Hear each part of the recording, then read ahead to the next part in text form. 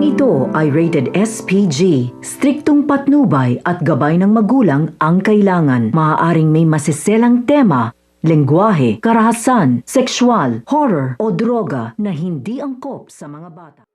Matagumpay na nga na nailigtas ito nga si Flamara sa kapahamakan na kung saan nga nakuha na nga nito ni Halia ang dugong sumpa nga nito ni Gargan sa kanya. Laking pasasalamat nga nito nila Pirena at ni Flamara kay Halia. Ngunit isang problema naman ang kanilang kakaharapin dahil na nga rin sa pagsugod nga ni Mitena, Zaur at nito ni Gargan sa Sapiro. Ito nga sa mahinang lugar na ito ay nadakip nga si Armea.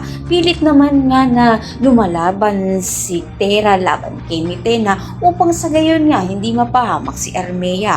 Ngunit sa taglay na lakas nga nito ni Mitena ay dahan-dahan na nga niya na tinatapos ang buhay ni Armea. Kaya naman nang hina si Tera ay nagawa na nga nito ni Mitena na tapusin na ito si Armea. Kitang-kita nga nito ni Daro nang nangyari kaya agad naman nga niya sinugod si Mitena upang sa gayon nga pigilan. Ngunit huli na nga ang lahat. Ito nga ay pinagluluksaan nga nito nila Tera ang pagkawala nito nila Armea.